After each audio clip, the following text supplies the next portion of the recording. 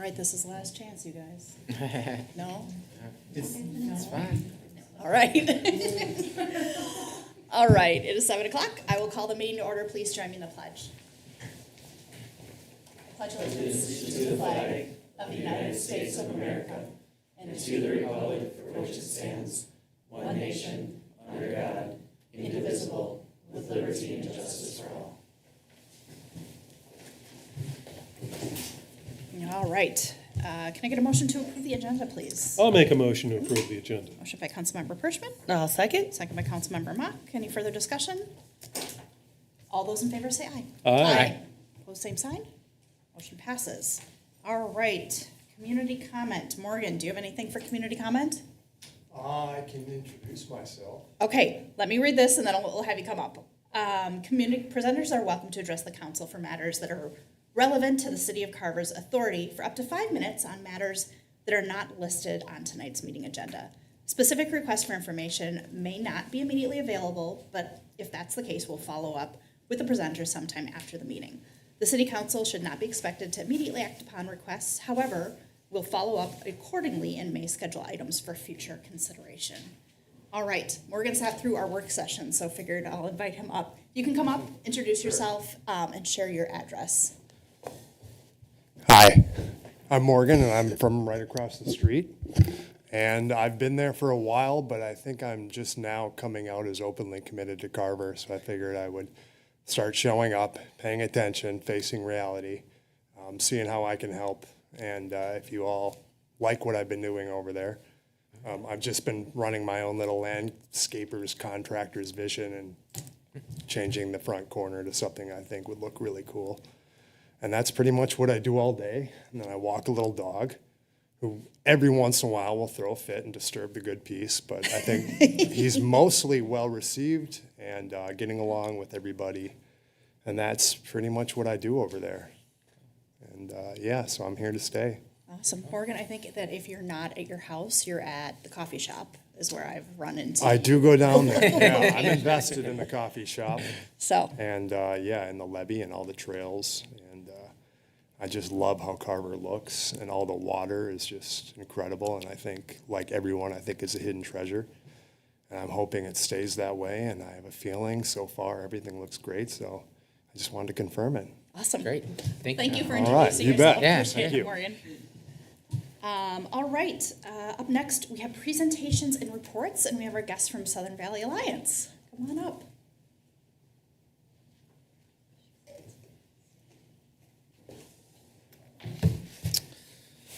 Good evening. Meeting. My name is Josh Davis. I serve as the investigation sergeant for the Shakopee Police Department, and I'm also on the board of directors for Southern Valley Alliance. And I just have a few minutes to say a few things about our organization that we're very proud of.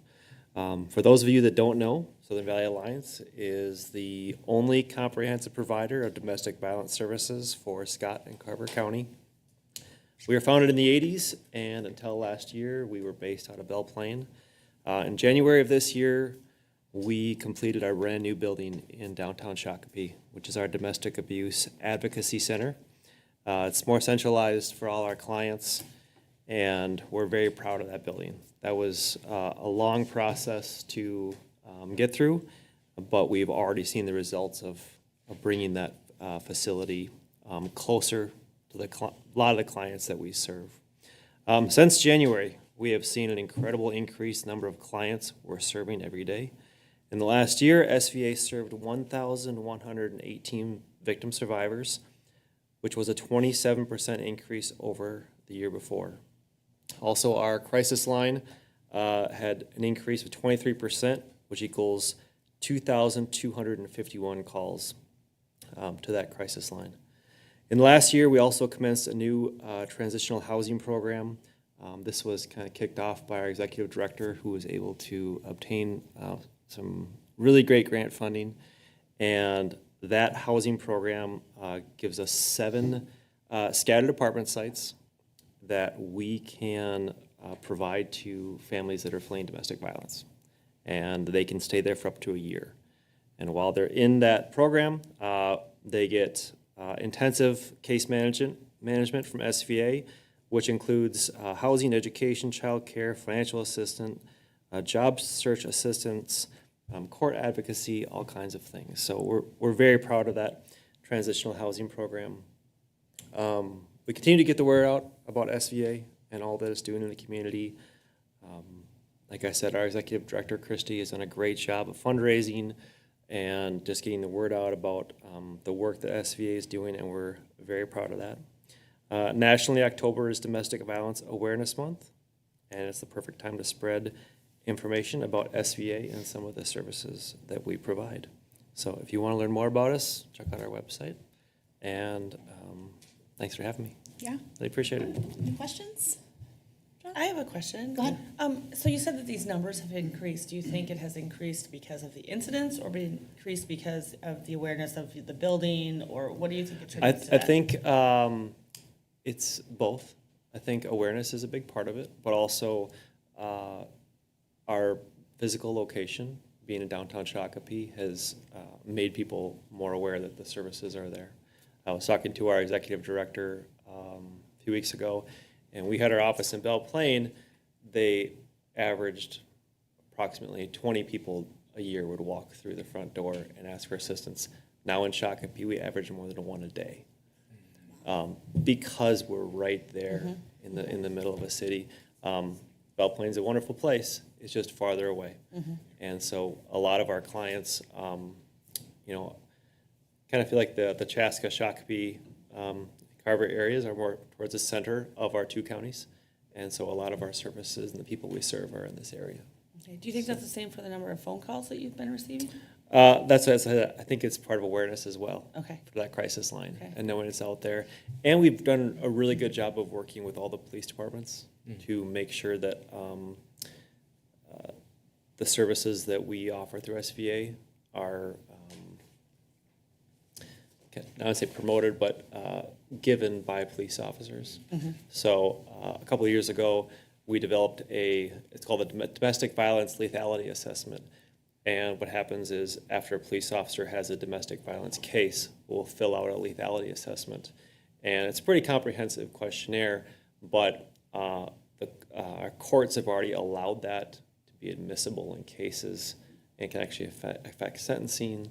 It can affect orders for protection, things like that. So the processes we're doing to serve victims is having a pretty big impact. And I think the word's getting out, that there's help out there. And that's one of the big things that holds people back, because they don't know the services are there. And so just making people aware of it is huge. Great work. Yeah. How are you funded? Where's most of your funding coming A lot of it is through grant funding. Like I said, our executive director, Christie, is very good at writing grants and finding money and contacting local businesses. And then we do fundraising events. We do things like Purse Bingo. We do a Purple Patch program where people can buy all the patches from the local police departments in purple for Domestic Violence Awareness Month, and just different fundraisers like that. And then we do get some charitable donations Okay. traditionally as well. So, All right, thank you. no problem. All right. Thank you, everyone. Thank you. Yeah, thanks. I do, just quickly. Yeah, absolutely. Your partnership with law enforcement. Yeah. So if they respond to a domestic violence call, Right. is a referral to you part of that interaction, or It is. does the victim have to ask themselves? How does that work? So domestic violence is one of the unique laws in the state of Minnesota where the victim does not have to choose to press charges. So it's not one of those laws where like, oh, I don't want to press charges, or I do want to press charges. For domestic violence, the state, which is the police officers, are the ones pressing charges. And so because we are acting under that authority, we have actually built in with the Shakopee Police Department that the police officers are required by our department policy to notify Southern Valley Alliance when there's a domestic violence case. So they're required to make sure that this organization is contacted so that they can contact the victim and provide services to them. Is the same true for Carver County Sheriff? I don't know for sure, but most likely. So I don't want to speak on behalf of them, but I'm pretty sure most cities are that way in these two counties. And I know all the law enforcement agencies in the area have had a great working relationship with SVA, and I'm fairly certain that they do as well. Okay. Yeah. I think she has a question. Yeah, Allison. Go ahead. I know it's not my turn yet, but ironically, so Allison Strike, Executive Director for Carver County CDA Mayor, council members, thank you. I just wanted to quickly add, so the transitional housing program that he mentioned, 4 out of those 7 units, the CDA actually does in partnership with Southern Valley Alliance, so we hold 4 units open at a couple of our properties. And we have some special things in Don't say where. place to not screw, what's that? Don't say where they are. I will not, no. We have some special things outlined in place. We have a memorandum of understanding with Southern Valley Alliance so that we don't screen out victims of domestic violence. But what I wanted to add was, we just won a national award for our partnership, so just a huge applaud to Southern Valley Alliance and the work that they've been doing with us. Well done. Great. Well done. Yay. Yeah. Josh, I have a proclamation that I'm going to read to you, but I Yes. also just wanted to, you know this, but you have a fantastic executive director. Yes, we do. in Christie. She Yes, is we the do. greatest. And I think when she was new a handful of years ago, she very smartly, I think she may have reached out to all council members and mayors in your service area and said, Yeah. come on down, I'll show you. And like, there was a breakfast, Right. and then I couldn't make it, but she was like, well, then come whenever you can make it. And she's Right. been very generous with her time and showed me around the Belle Plaine facility. Last month, I think it was, I got to tour the new facility in Shakopee, which Yeah. you guys should be really, really Oh, proud of. That is yes, absolutely. gorgeous, even though I had, Yes. I think the day I was there was a couple days after the tree fell out. Oh, on the roof, on our brand new roof. But really, really nice facility, and you guys Yes. are doing great work. So with that, I have a mayoral proclamation for Domestic Violence Awareness Month. The City of Carver recognizes the critical work being done by domestic violence advocates in service of survivors and victims of domestic abuse. I encourage all citizens to actively engage with the work and events sponsored by Southern Valley Alliance and other organizations working towards the elimination of domestic violence. Whereas 1 in 4 women and 1 in 7 men in the U.S. have been a victim of severe physical violence by an intimate partner in their lifetime. Whereas more than 2,300 calls are placed to domestic violence hotlines nationwide every day. Whereas calls to our local domestic abuse crisis line, Southern Valley Alliance, have increased 23% in the last year. Whereas the impact of domestic violence is felt not only by individuals and families, but communities and the nation as a whole. Whereas the City of Carver joins others across the state of Minnesota and nationwide in support of domestic violence, abuse, victims and survivors, the advocates and organizations who serve them, and holding the offenders accountable in the City of Carver. Now therefore I, Courtney Johnson, Mayor of the City of Carver, do hereby proclaim October 2024 as Domestic Violence Awareness Month. So, thank you. Thank you. Generally, we take a picture when we do these. Do you mind taking Sure. a quick picture? Okay.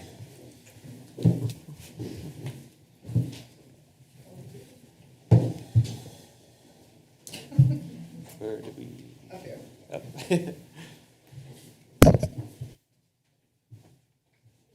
It's a little tight here. So.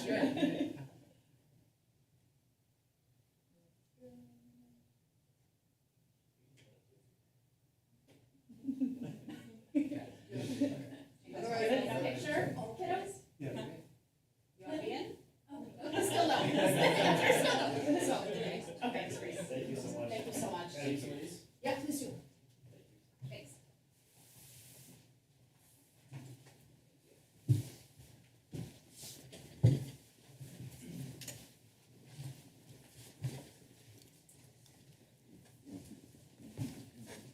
All right. Let's see, moving on to the consent agenda. Can I get a motion to approve the consent agenda? I'll make a motion to approve the consent agenda. I'll second.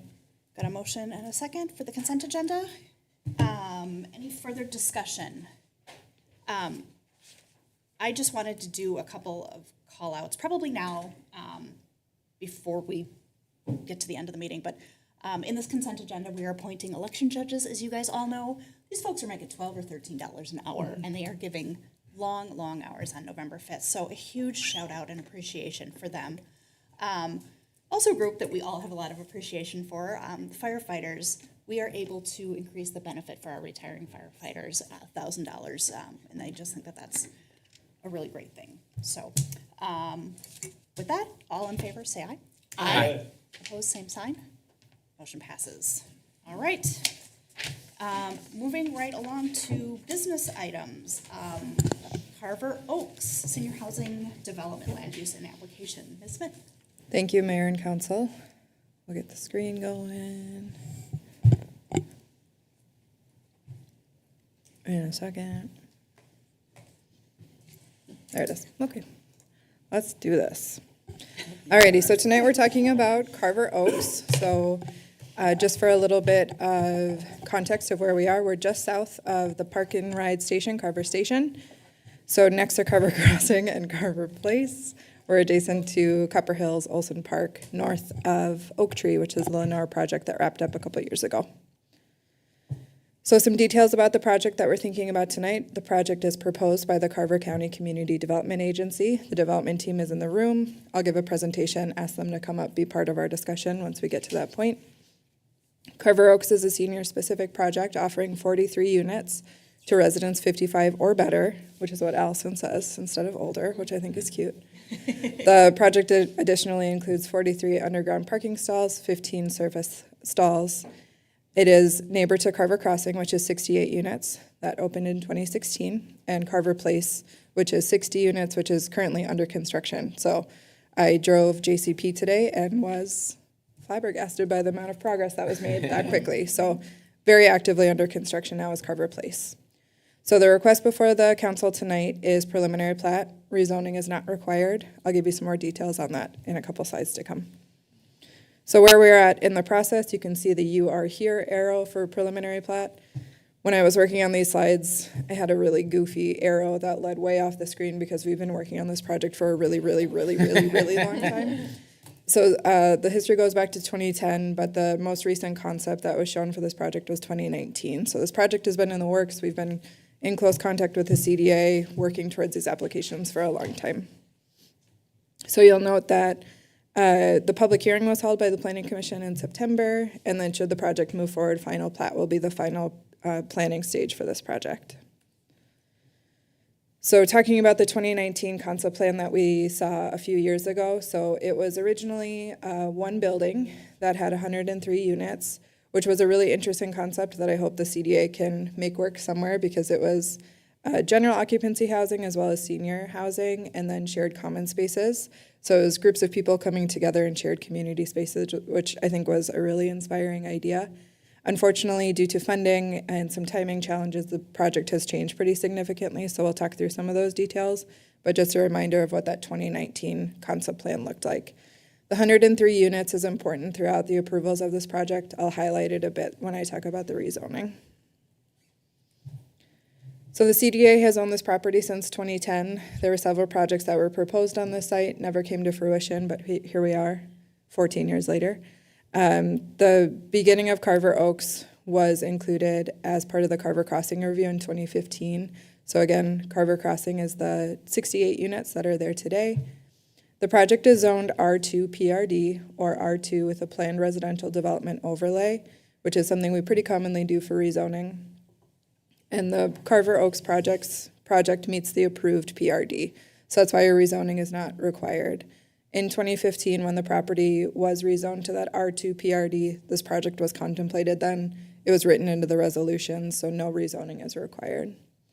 Planning Commission and City Council obviously recently reviewed Carver Place, which is under construction, and again, that's 60 units of multifamily.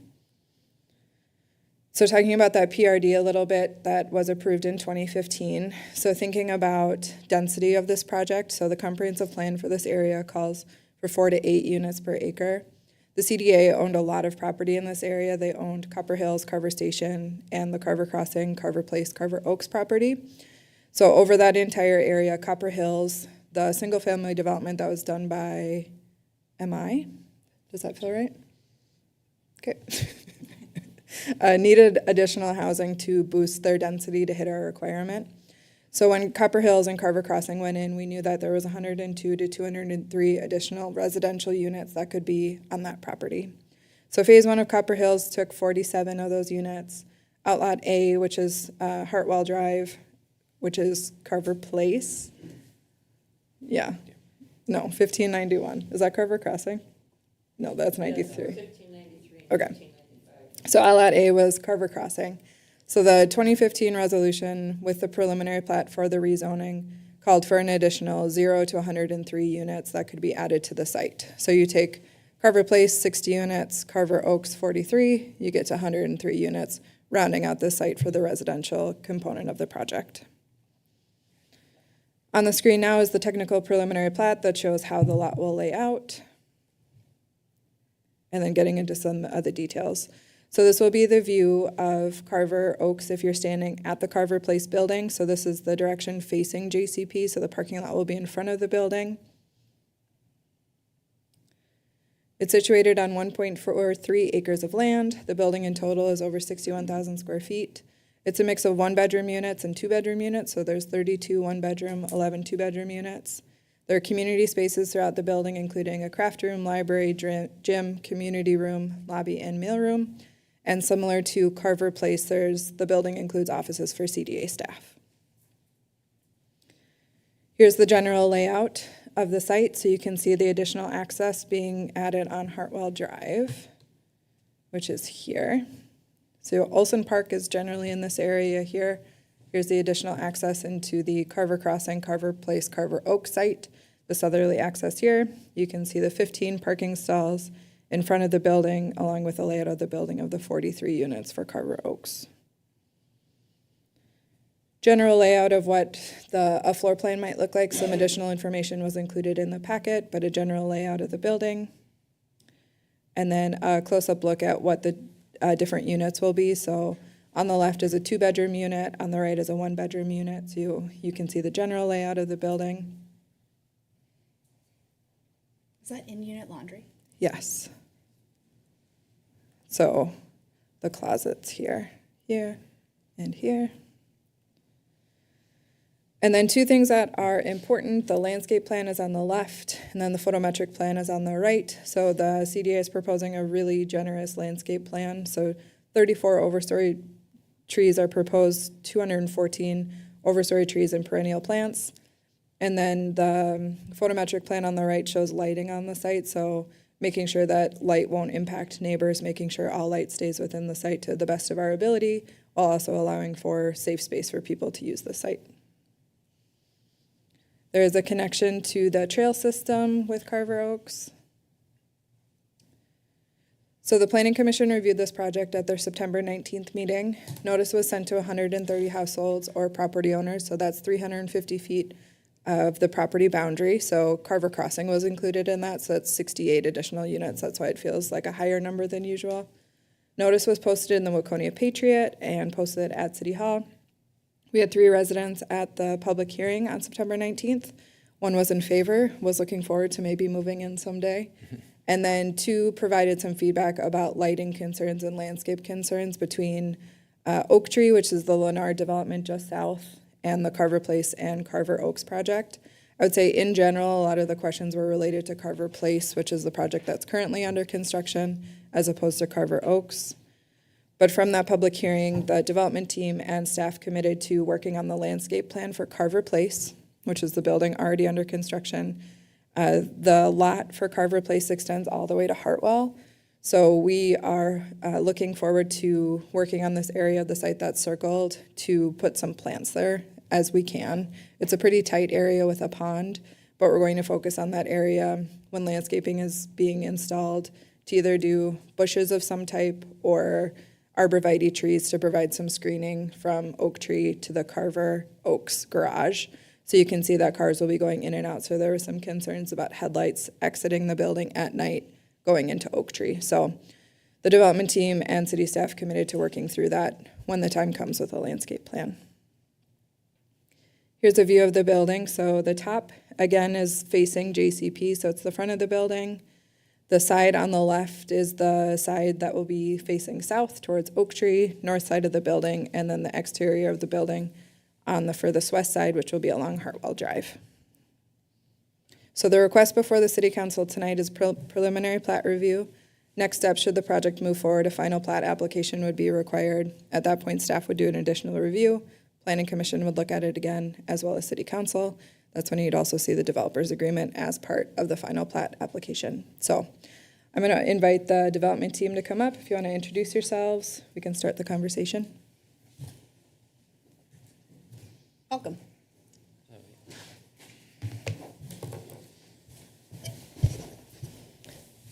Good evening, Mayor and Council. Again, Larson, Executive Director for Carver County CDA. I'll just go over a few things I did at the Planning Commission and then happy to take any questions. So Carver Oaks, again, 43 units. This property will be serving households at or below 50% of area median income, which is currently $43,500 for a household of one and $62,100 for a household of four. As Aaron mentioned, it will consist of 32 one-bedrooms and 11 two-bedrooms. This project will also have 7 units of VASH funding. And VASH funding is project-based vouchers for homeless veterans that come with supportive services through the VA. Can you say that one more time? VASH, V-A-S-H. Okay, and say that one more time. It's veteran. It stands for veteran.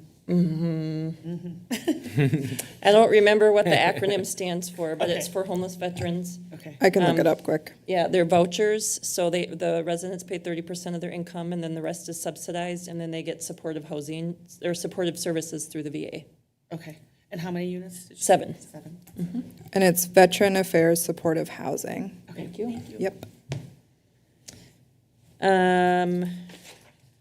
And then just a little bit quickly about amenities. So yes, each unit does have a washer and dryer, and we pay for water and sewer, so the residents don't pay for those. They'll all have magic packs, which allows each unit to have central air. They'll be waived for high-speed internet access. 1 parking stall in the garage is included with rent, so that's not extra. The building is, like all CDA properties, 100% smoke-free, except for in our designated smoking areas. We'll have controlled access, so we use a fob system, so that if somebody loses their keys, we just simply turn the fob off.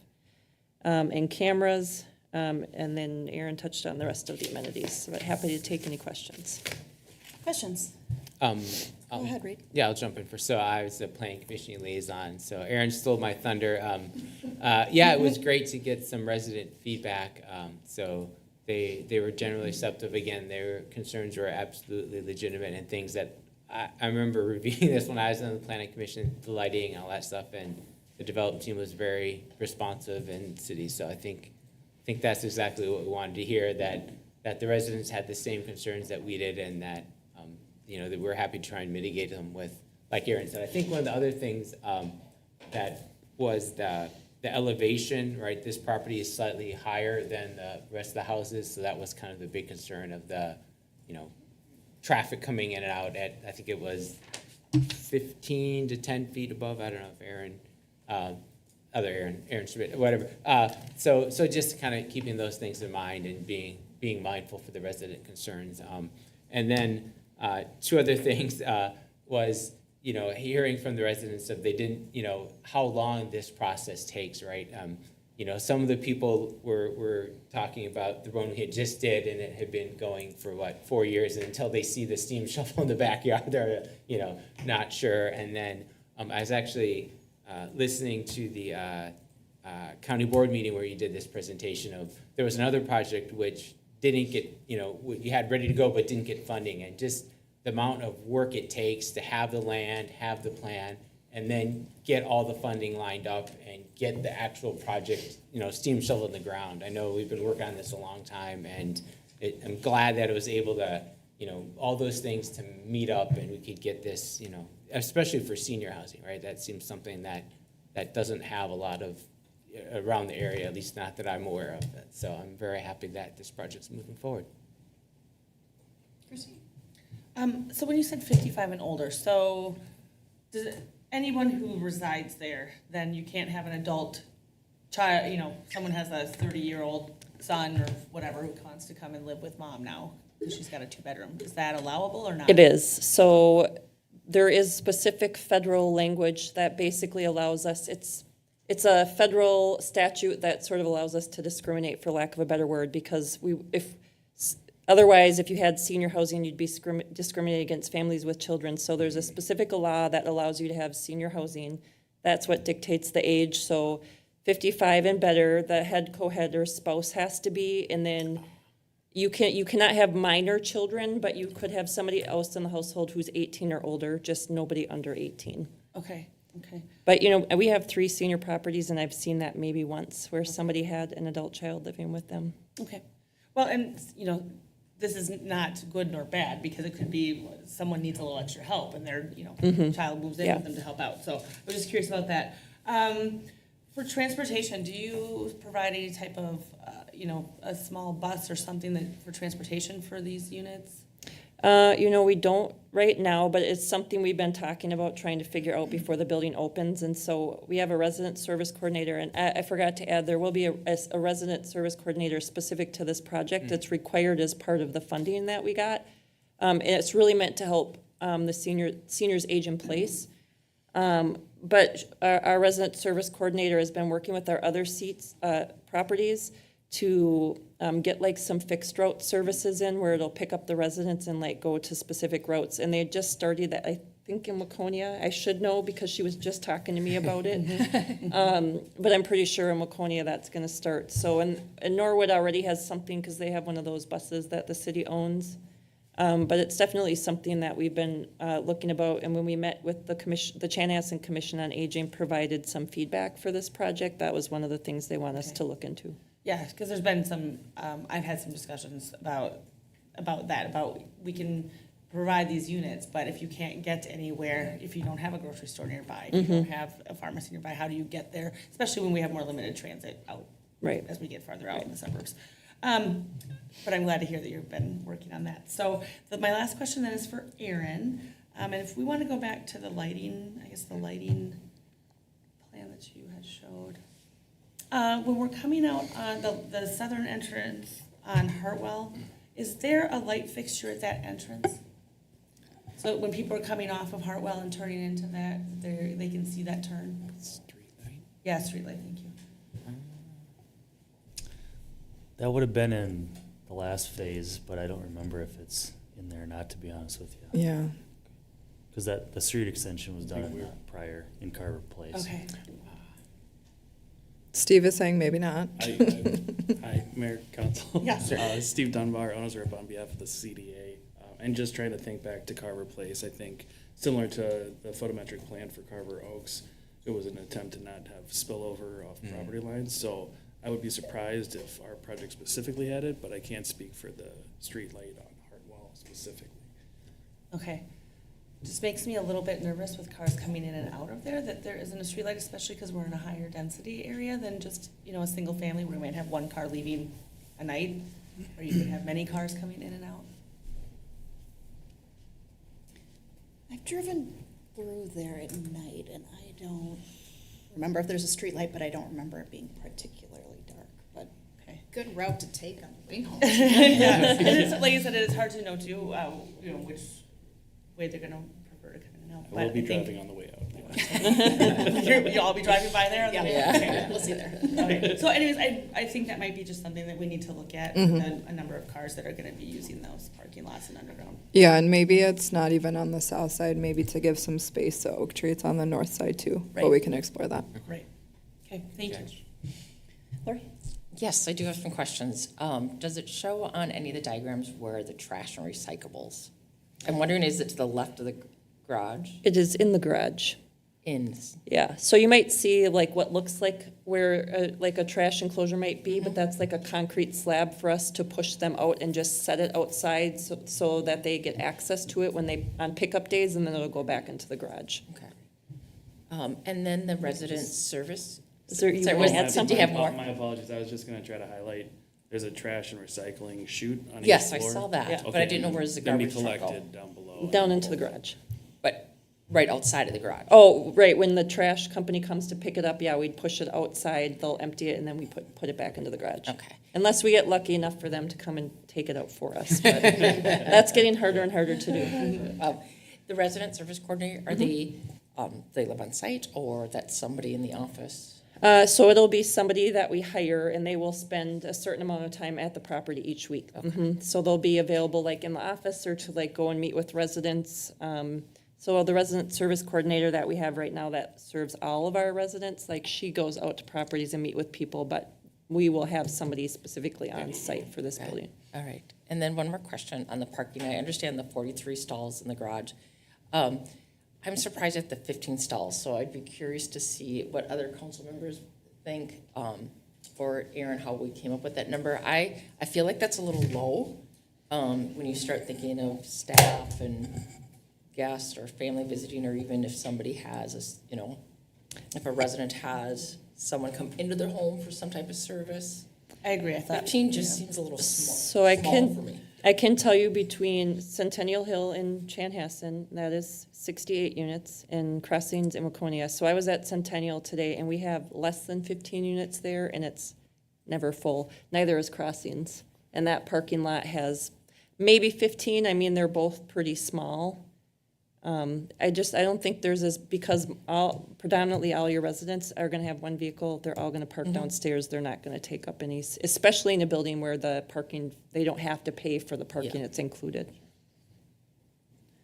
The spaces do meet the city code, so our city code calls for 1 parking stall per apartment. But that's for residents, not the staff, visitors. Our city code Yeah, doesn't doesn't- call for anything. Anything else, Lauren? No. Eric? All my parking questions were just answered. So no, all my questions were answered. But I am really excited about having additional senior living in Carver. So I'm excited about the project. I can't wait for it to get started. Us too. All right, I did not have any parking questions, but I do have a laundry list. So first of all, Allison, you have a new role since the last time we saw you. I what? You have a new role. I do have So a new role. Congratulations on your Correct. promotion. Thank you. what is that role? What are we? She's the new executive director. I thought we might as well call it out.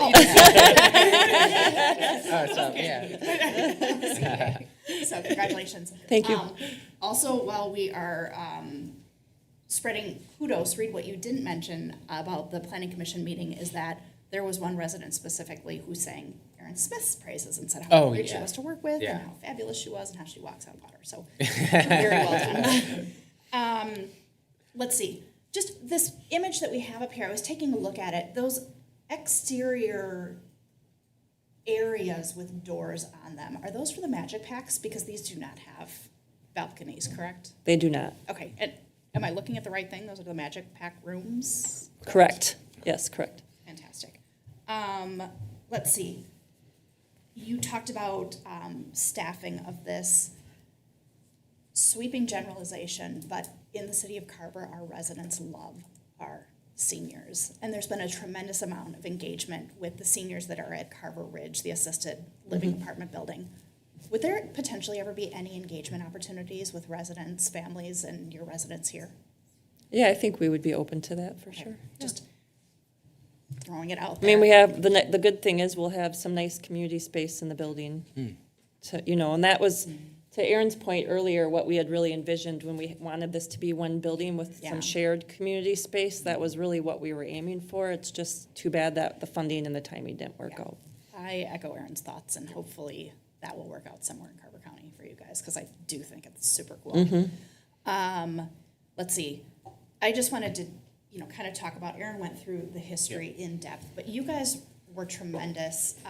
In 2020, I requested having a sign up on your parcel of land that said, hey, this is coming, so that hopefully residents wouldn't be able to say, like, we didn't know, we just built a house here, we didn't know. And I think that was helpful, and you guys were even kind enough to, like, Move it around. side to the other, so that you It's didn't blown go, over a "I couple want times, it." and I think Yes. it broke once, It but. broke into smithereens in a really good storm.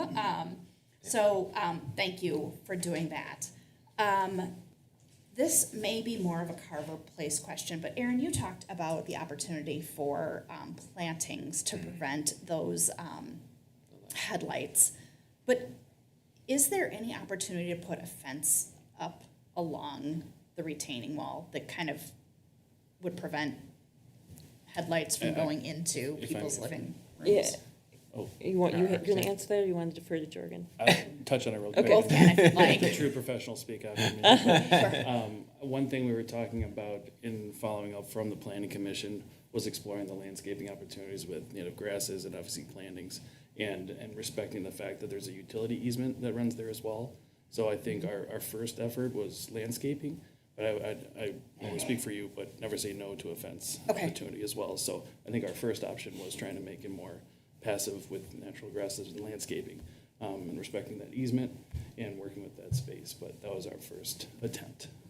I feel like we'll get there and we'll Yeah. find a solution for this. And fences don't always necessarily always make great neighbors, Correct. as the famous quote goes, but it just seems like that would be a really surefire, absolute way of blocking the headlights there. So I trust that you guys will get that worked out.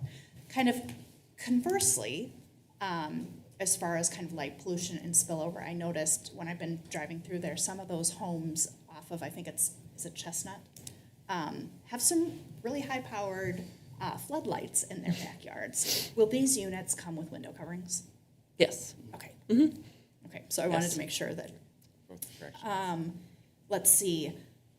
The other, Aaron, I think this is more for us and potentially for the Parks group, but I talked to a parent who said, you guys may or may not be aware of this, but apparently for kiddos in that area, the mound of dirt that's been there, that area is unofficial sledding hill. So kids are a little bummed to That's see going away. the sledding hill going away. But I think with some of the topography that's in Ironwood Park or along the trail area, I think that we can find a fun alternative in there, and that might be something that would be fun for the Parks group to do. So I just wanted to say that, have that on our radar. And then the only other thing, I'm just wondering, timeline for groundbreaking and move-in. So right now, we're targeting an early start by January 1st with our general contractor, and then closing with Minnesota Housing in March. It would be a 12-month construction schedule. Okay. That's still all a little bit of a move. That's just our target, because our general contractor just got their final bids back, which sort of has kickstarted all the other things we need to do to actually break ground. Okay. Fantastic. I have no other questions. With that, I will make a motion to adopt Resolution 114-24, approving the preliminary plat, including site plan for residential development to be known as Carver Oaks. I'll second. A motion by Mayor Johnson, a second by Councilmember Welsh. Any further discussion? All those in favor say aye. Aye. Opposed, same sign. Motion passes. Thank you. Thank you, guys. Appreciate it. Thank you. You don't have any swatches with us this time, do you? Yeah. Do you? Oh, same as the last one? Okay. Okay. Fantastic. Thank you. Thank you. Okay, thanks. All right, going back to a topic that we discussed during the work session, we were talking about enterprise fund budgets. So I think a couple of us, I think Lori and I were the lucky ones who were able to ink in our comments, but I wanted to open the floor to everybody else to give you guys the opportunity. Yeah, I guess I thought it would be helpful, to have on one of the slides, like the current balance and then projected expenses, like based on the plan, just to kind of tie it all together, right? Because if the residents can see, that, what the fund balance, we're the fund balances are dedicated towards something, right? That these, I'm trying to think of, like, this is what it really costs, right? We're not having a huge, we have some set aside for capital, but it's not like a giant, slush fund for the water to, do, I don't know. I'm just not entirely sure what you're asking. No, for. so like, right, we have a slide for revenues, we have a slide for expenses, but we don't have a slide that's like the current balances, right? Or, Well, you want the fund balances? yeah, I guess, is it in the addendum there at the end? It probably is, isn't it? At the end of? Well, where we have the full, all the 20 pages of, I guess I'm just trying to think of a way we can present, some, I'm just trying to think of a, that the increase in fees are because our costs increased, and then also we have projected expenses in the future, right? Is that not something that's in the long-term financial plan? Yeah. Councilmember Welch, Mayor Johnson, Council, I hear what you're saying. I think that you'll find that within the confines of the long-term financial plan and a to-do for the team to communicate the plan and the budget in a way that is user-friendly to residents. I don't think, this editorial comment, I don't think a resident would be able to look at our fund balance and determine whether or not it's a responsible number. Sure. Any more than I could look at it independently Right. and say it. You know, though, as, you know, I was kind of thinking about this, you know, I think there are three driving forces behind the rates that you see here. You know, $18 million for a water treatment plant expansion in 2031. Yeah. $8 million for a lift station, sanitary sewer lift station in 2029 in Ironwood Park. And then at least a budgeted number of around 15 million for a public services facility in 2027. And Mayor Johnson mentioned it in the work session, and fortunate enough to be here long enough to kind of remember that in the early part of the last decade, there was probably 8 or 9 years, and this isn't a judgment, it's an observation, but 8 or 9 years where the water rates remained static. There wasn't an increase. And even during that time, there was considerable pressure on the city of why the rates are high, even after 8 or 9 years of no changes. And then I think Mayor Johnson recollected it perfectly as there came a point where we needed to build that water treatment plant and plan for it. And then there was this major or significant kind of like onboarding of how we're going to pay for this. And so I would offer that this is a strategy. Doesn't necessarily mean it's the strategy that the council needs to follow. And I would say this is just a chapter in the book. You're going to get the entire long-term financial plan layout at your next meeting. So if you don't feel comfortable with the capital and that plan that's presented, then we can make, or you can choose to make adjustments to it. This is based on what your current plan says, and you saw those numbers. Doesn't make them any easier. I would offer, and we've talked about this a number of times, our water usage is primarily based on the community's want and need to irrigate.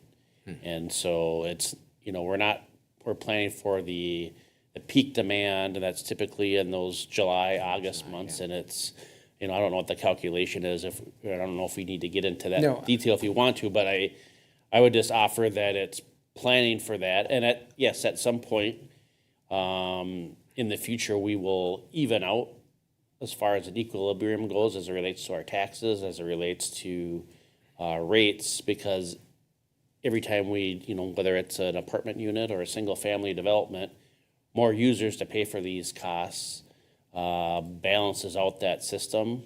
At some point, you reach a milestone, if you will, where you don't have to add continuous infrastructure because you're kind of, in essence, fully built out. And that's where some of these cities, that's where we typically make the point to residents that compare us to like Eden Prairie or Chaska, where they have a fully built utility system. They're not expanding where they get there. And that's where, during the work session, I mentioned other communities, they'll be higher and then they'll drop until they have to do their next addition. But I would, go ahead, sorry. Well, no, I mean, I think I was trying to think of a way to present, right? Because we have the next year's expenses, but I was just trying to think of a way to, like you say, convey, without even We'll get responses having to this. the Council members will get responses to yeah, this. right. I mean, we know the long-term plan and know those expenses, but I'm just, so,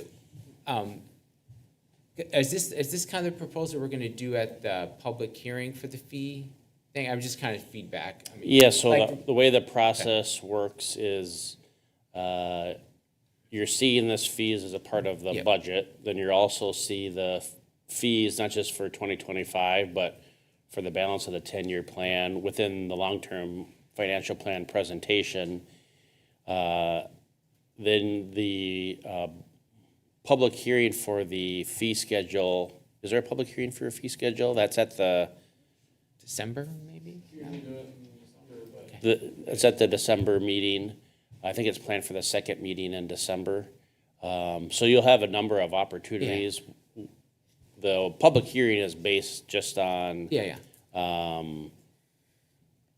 the 2025 fee schedule. I would also offer that part of this is you're building capital, so in Right. a way that, and if you want to take a different strategy, you can, but part of this takes down the amount of debt that you Debt, have to yeah. take. So there's a certain amount of cash that's injected into some of these projects.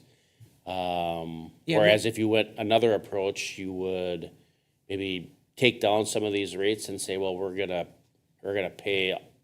bond for the entire amount. And so it really is it's a strategy on payment, and it's a strategy on, how you feel about these significant capital projects. Yeah, well, I mean, I think it would be helpful in the presentation to have a slide with not necessarily the entire long-term plan, but maybe just a summary of, expected expenses in the next 10 years for detail, right? Just so when people do look at the rate thing, they can say, well, yeah, but we have $10 million in projected expenses Yeah, in we- the next like 10 the- years, right? Like top 10. Something like that, right? Capital expenses within the plan years. Yeah, right. I mean, having the next year's one, because we obviously know what we're going to be for like the 25, I think that's great. But just, based on the capital plan for the next 10 years, we project, right, this much as expenses, right? So that when people see those other numbers later down the line and the connection fees and the other things, they can start getting in their heads that, we're going to need to spend, $10 million in 10 years, right? Or in the next 10 years, right? So then they can,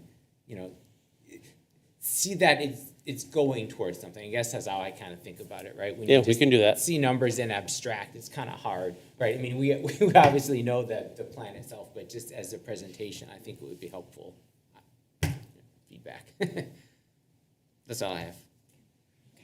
I'm gonna go to Eric. 'cause- Yes. Oh, yes, sorry. So, Stealing all the I have talking a down. small question. This is about the utility system repair maintenance agreement, the lift station maintenance agreement.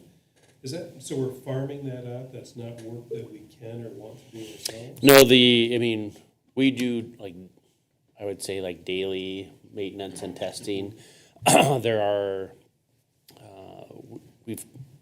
to my knowledge, we've always farmed that out, like had pump repair companies, et cetera.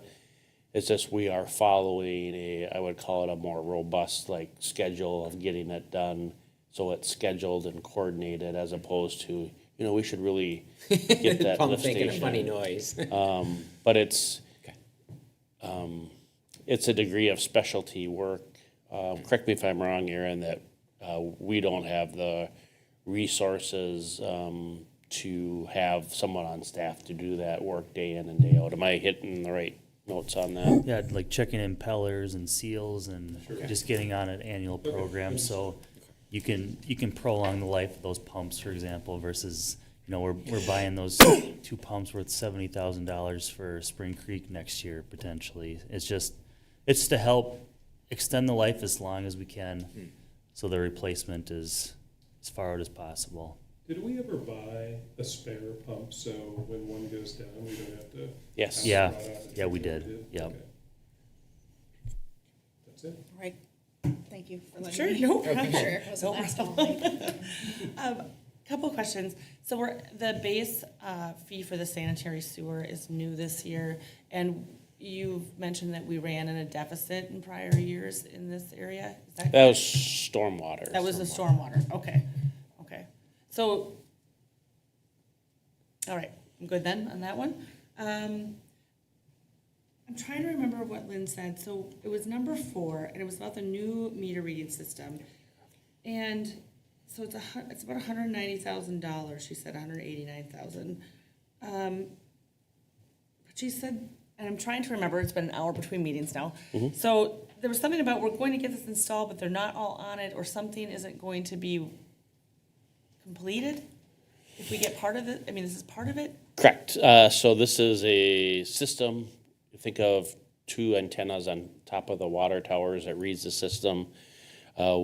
We don't have I would say all the new meters could be installed, but there are think she had a number, we'd need to upgrade 850, so that's not included in the price, should you choose to move forward. So the 850, we would likely, hire the same company and get all those meters upgraded.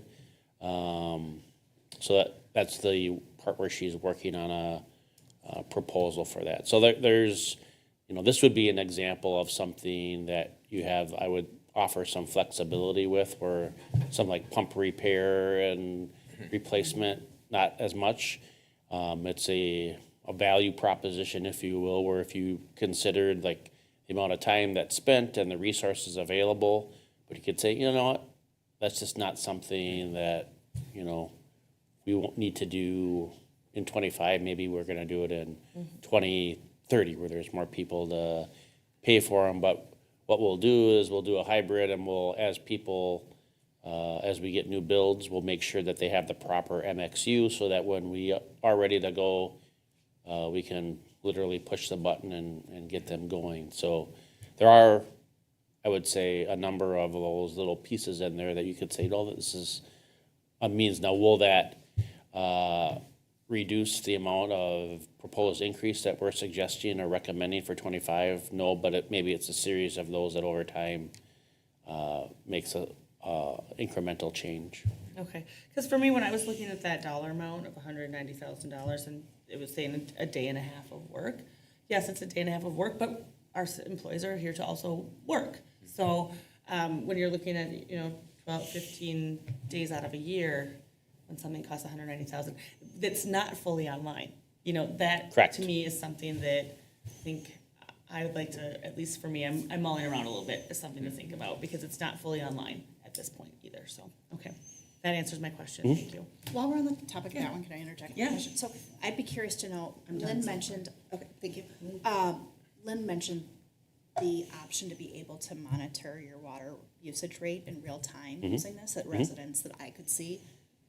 I'm curious if there isn't a conservation aspect of that, of like, can I set it up to alert me when I am 1,000 gallons below going into the next tier, so that I can warn Zach to not Get out of the shower. Stop your back. Like, I think that might be a value add for residents, or in the summer, or alert you if there's a leaky toilet or a break in your irrigation system. I think that might be.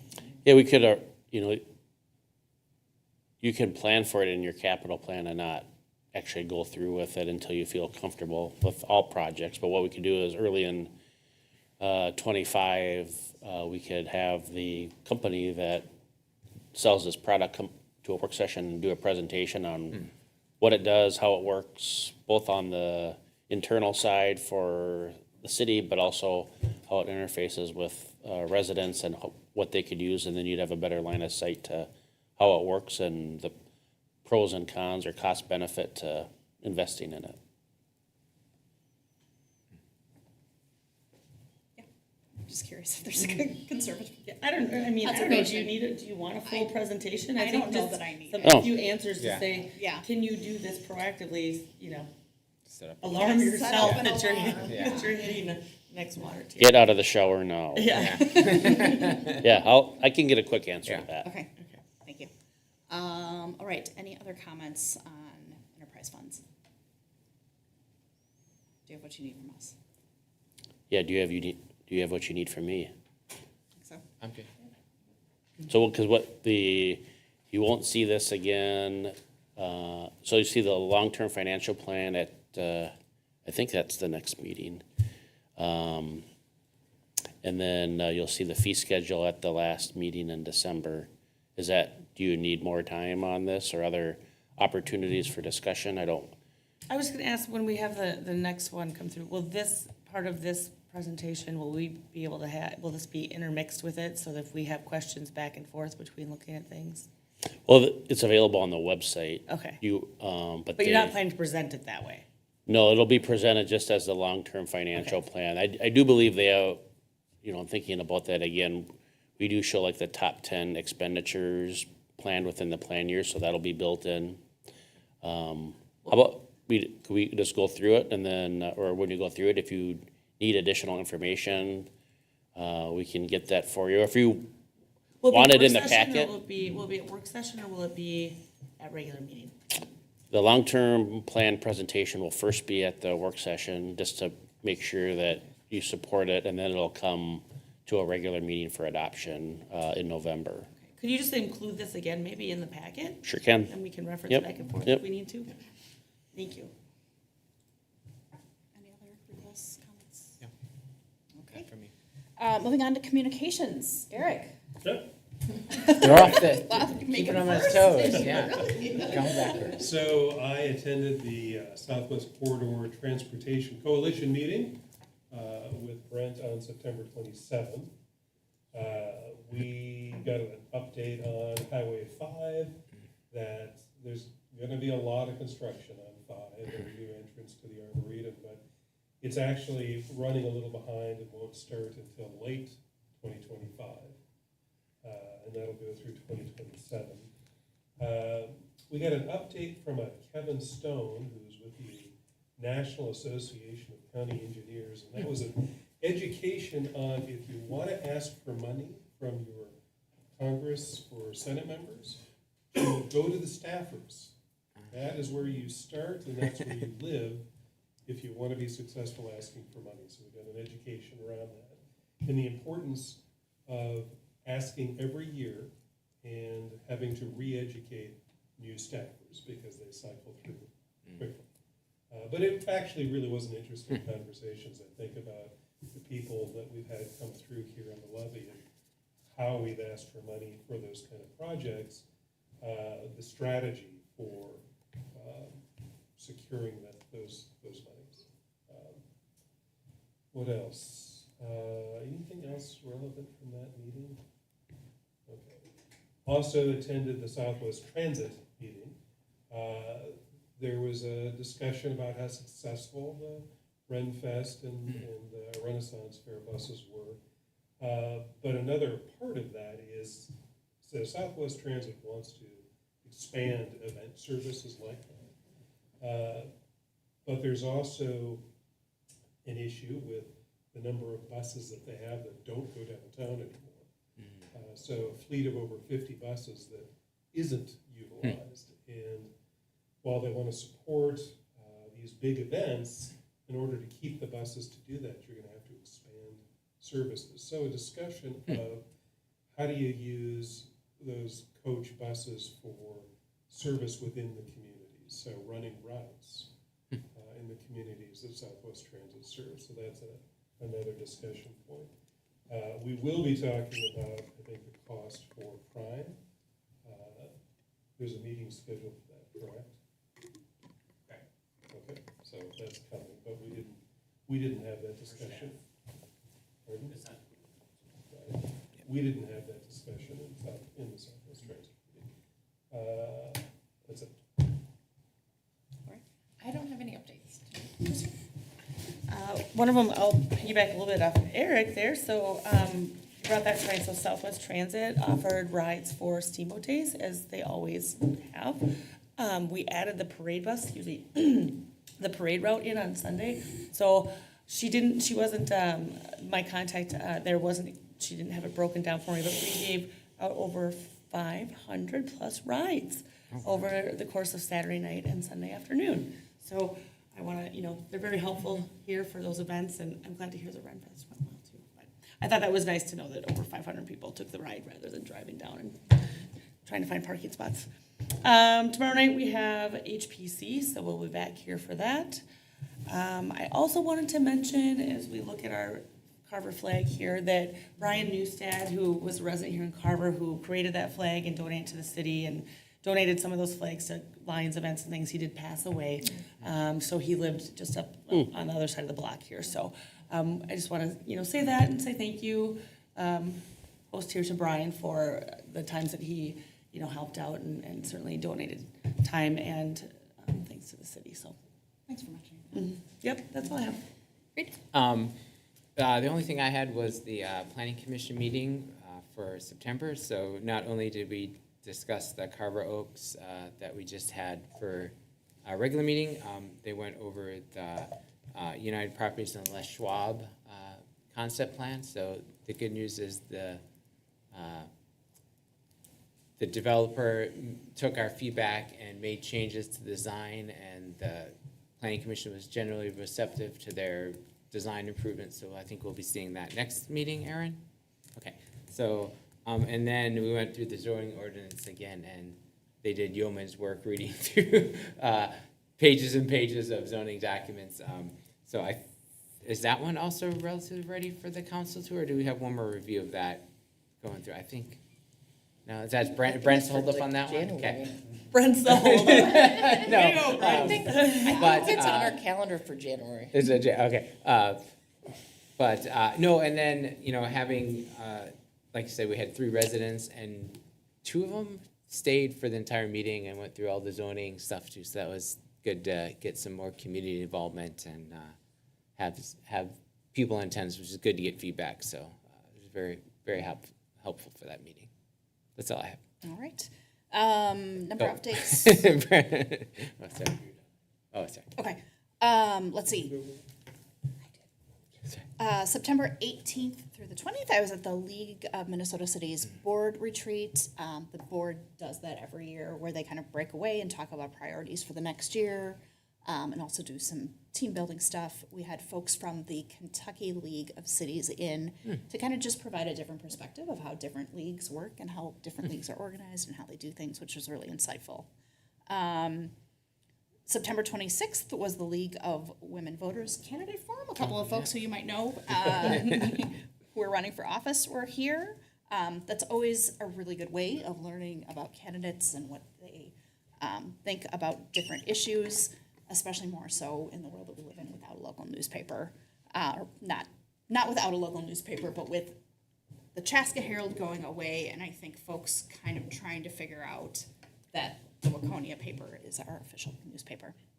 On Friday, September 20th, I helped out at BizTown interviews at Carver Elementary. You guys have heard me talk about this before. It's one of my favorite things. To see a kid who is running for mayor, like real life example, who was in gym, brought some clothes to interview in, and is like running across like the common area and is still like kind of putting the finishing touches on her outfit, but looking amazing and very much like interview ready, and then like give you a great big handshake and like lock eye contact with you. It's just so cool to see how great that those kids are prepared. So plenty of good mayoral candidates in 5th grade right now, so our community was well taken care of. Later that afternoon, that same day, September 27th, I helped volunteer at the Carver Fire Relief Golf Tournament that's held every year at Dahlgreen. Last year, it rained so much so that the folks weren't able to use carts, and it ended up being a really hot and muggy, terrible weather day. This year, there was no rain. People were able to use carts. A good time was had by all, so thanks to everybody who participated in that. Last Tuesday, October 1st, we had the last Carver Farmers Market of the season, which is always kind of a bummer that the seasons are changing and winter is coming, but looking forward to it in 2025 already. On October 2nd, I had a League of Minnesota Cities Executive Committee meeting. We've got a league meeting coming up this week, so we always have a pre-meeting for that to kind of go over the agenda. On October 4th, I was invited to Carver Ridge to do Meet the Mayor. I go in there probably I volunteer there, but I go in there 2 to 3 times a year as Courtney the Mayor, where the residents get to ask me questions, and lots of questions about upcoming growth and development. Those folks, kind of what you were talking about earlier, would love to see a grocery store, would love to see a pharmacy, but they also have all kinds of other questions, and it's always just a really great group. Last Saturday, on October 5th, I went to the Serving Our Troops event at Roy Wilkins Auditorium in St. Paul, and this is something that I had seen get news coverage for years, but there are a bunch of sponsors, including Mancini's, that ship tens of thousands of steaks abroad to Minnesota National Guard soldiers. This year, folks were serving in Kuwait and in Jordan, and then their families are invited to this event in St. Paul. It's all linked via video link, and everybody enjoys a meal together. That's cool. this year, and I can't remember which one, but because of kind of the heightened level of the world that we live in today, one of the bases that were abroad weren't able to enjoy the steak meal, but the other one was. But they've got the steaks, and they're on ice, and they're gonna be grilled up as soon as they can. But it was really cool. Mayors who have community members who are serving in the National Guard were invited, and that's how I got involved with that event. And because of privacy reasons, you can't say, oh, it's so-and-so's family, and they live on the corner of this and that. So was reliant on folks coming up to you. I connected with a lot of folks, unfortunately not the Carver family, but it was really great just to see the event. It was a fantastic meal. They had Zoom calls and like Zoom stations in the back where they would call and they would say, the family of so-and-so, your soldier's ready, come and talk to them. So just super, super cool. There were other mayors there. Amy Klobuchar was there, and I reintroduced myself and I said, you were in Carver this summer during the flooding, and she asked how we were doing, and I told her we're doing great. And she took a moment and she goes, this is the one, Carver's the one. She said Chevy in the levee. Whenever black folks come out, I'd say it's local lore that when this levee was built, it was so old that people were trying to get rid of everything they could. And they put their cars there and whatever. And I always say, we've done a lot of soil borings, and so far we have not found a Chevy in the levee. And everybody always thinks that that's funny, but like for her to connect with that and remember, it was like, great. Can we have some funding? Yeah. So, continue to work on that, but kind of good to know that she remembered Carver. Let's see, a few other things. You guys will all be chagrined, and Brent might feel differently, but I busted a water pirate last week. Oh, nice. Oh, do tell. There was a hydro seeding company just in the middle of the day, just trying to hook up to a fire hydrant. So, with the help of Deputy Merrick and Deputy West, I was at least given a certain talking to. Two other things. This one, not as fun, not as great a news, but I connected with Rebecca Leisman in the last week. She's the owner of the Funky Dove, and she is going to be closing her shop at the end of this month. Rebecca and I had a good, long talk, and what she told me is that it takes a lot to keep a small business open and to staff it every Thursday, Friday, Saturday, Sunday, as was her cadence. She said, I'm running out of friends and family members who want to help staff this for me when I can do it. And she said, I can't quite afford to hire somebody to do it. And she goes, it's just time to close it. I want to travel. I want to do other things. I want to see what else is out there. So had a really good talk. She said that she's been successful the last few years. She said 2020 when she opened was probably her best year. But she's been happy with the business. So she's not leaving to go across the street or, doesn't harbor any ill will towards any of us. It's just time for her. So I wish her the absolute best. And then last but not least is probably one of the top 3 holidays in Carver is happening tomorrow night with the Fire Station and Public Services Open House, which takes place from 5 until 7:30. That is it for me. I would entertain a motion to adjourn. I'll make a motion to adjourn. A motion by Councilmember Mock, I'll second. a second by Councilmember Sayre. All those in favor say aye. Aye. Opposed, same sign. Motion passes. Good evening.